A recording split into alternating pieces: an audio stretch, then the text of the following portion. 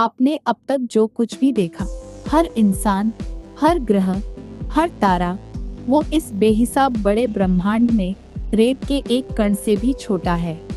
आज हम पृथ्वी को पीछे छोड़कर इस ब्रह्मांड की असली विशालता को समझने निकलते हैं।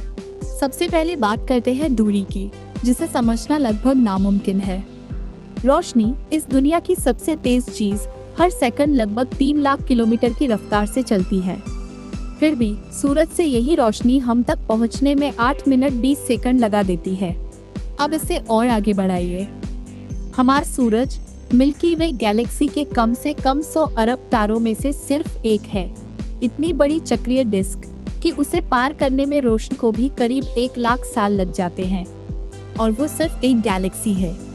थोड़ा और पीछे जाइए और वैज्ञानिकों के मुताबिक ऑब्जर्वेबल यूनिवर्स, यानी जो कुछ भी हम कभी देख सकते हैं, करीब 93 अरब प्रकाश वर्ष चौड़ा है।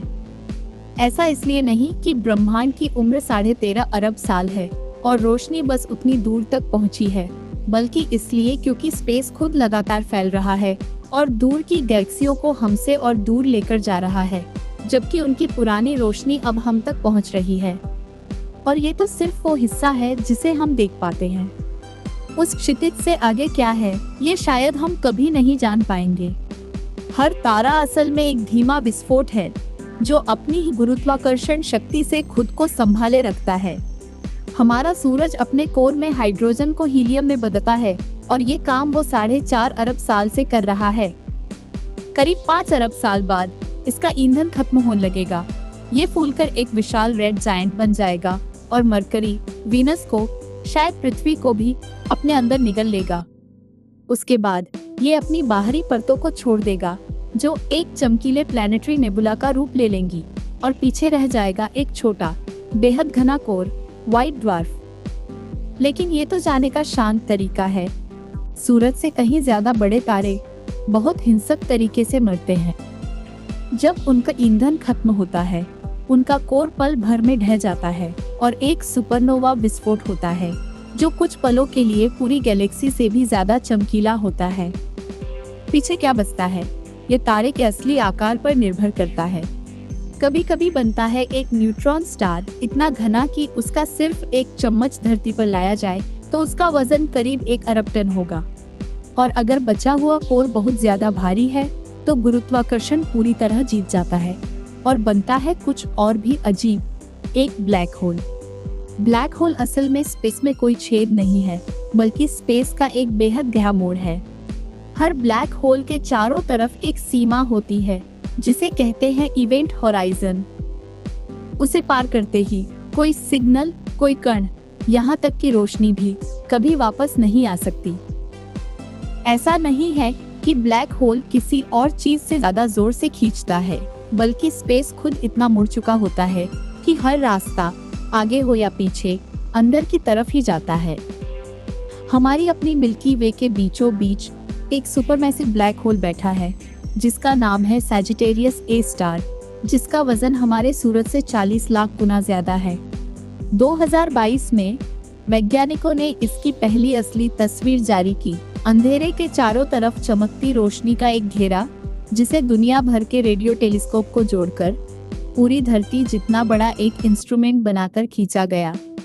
अगर आप किसी ब्लैक होल के काफी करीब चले जाएं, तो आइंस्टाइन की थ्योरी ऑफ रिलेटिविटी कहती है कुछ ऐसा जिस पर यकीन करना मुश्किल है। दूर से देखने वाले के लिए समय खुद धीमा पड़ता दिखेगा। सुनने में ये किसी फिल्म की कहानी जैसा लगता है, लेकिन ये नाप लिया गया है और साबित हो चुका है। अलग अलग तारों से आगे बढ़िए तो ब्रह्मांड खुद को गैलेक्सियों में बांट लेता है। तारों, गैस और धूल के टापू जैसे शहर, जो गुरुत्वाकर्षण और अदृश्य डार्क मैटर से जुड़े रहते हैं। कुछ स्पाइरल होती हैं, हमारी मिल्की वे की तरह, जिनकी बाहें एक घने कोर के चारों ओर खूबसूरती से घूमती हैं। कुछ एलिप्टिकल होती हैं, गोल और चपटी पुराने तारों से बनी, जिनमें नए तारे बनाने लायक गैस अब बची नहीं।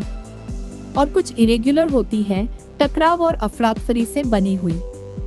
सालों तक हबल स्पेस टेलीस्कोप के एक सर्वे ने बताया था कि ऑब्जर्वेबल यूनिवर्स में शायद 2 ट्रिलियन गैलेक्सियां हो सकती हैं। लेकिन नासा के न्यू होराइजन स्पेसक्राफ्ट के डेटा पर आधारित हाल के विश्लेषण ने ये आंकड़ा काफी कम करके करीब 200 अरब कर दिया। फिर भी इसका मतलब है कि आप जिस भी एक गैलेक्सी का नाम लें, अंधेरे में कहीं और करीब 30 और गैलेक्सियां छुपी हैं। और हमारी मिल्की वे भी टिकी हुई नहीं है। ये अपने सबसे बड़े पड़ोसी एंड्रोमेडा गैलेक्सी की तरफ धीरे धीरे बढ़ रही है और दोनों के करीब 4.5 अरब साल में आपस में मिलने की उम्मीद है। तो ये सब शुरू कैसे हुआ? सबसे मान्य व्याख्या है बिग बैंग, जो स्पेस के अंदर कोई विस्फोट नहीं था, बल्कि खुद स्पेस और टाइम की शुरुआत थी।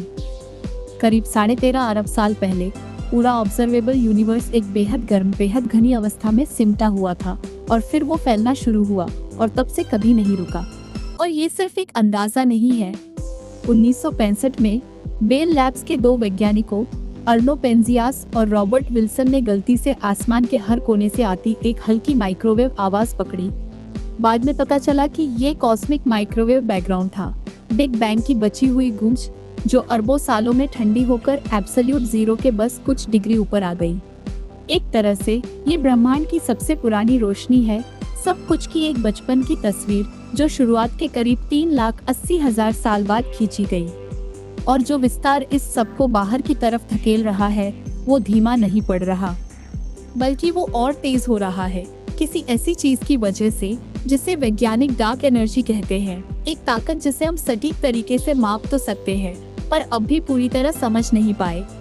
अब कुछ ऐसी बातें जो झूठ जैसी लगती हैं, पर सच हैं। शुक्र ग्रह पर एक दिन, यानी एक पूरा चक्कर, सूरज के चारों ओर उसके एक पूरे साल से भी लंबा है। ऑब्जर्वेबल यूनिवर्स में तारों की गिनती धरती के हर समुद्र तट और रेगिस्तान की रेत के कणों से भी ज्यादा है, और शायद ये गिनती भी कम आंकी गई है। अगर आप सूरज तक हाईवे बनाकर बिना रुके हाईवे स्पीड पर गाड़ी चलाएं, तो पहुंचने में 170 साल से ज्यादा लग जाएंगे। और कहीं दूर कुछ गैलेक्सियां हमसे रोशनी से भी तेज रफ्तार से दूर जा रही हैं। ऐसा नहीं कि आइंस्टाइन का कोई नियम टूट रहा है, बल्कि इसलिए क्योंकि स्पेस खुद फैल रहा है, कोई चीज उसमें से होकर नहीं भाग रही। तो क्या ब्रह्मांड का कोई किनारा है? जैसा आप सोच रहे हैं वैसा बिल्कुल नहीं।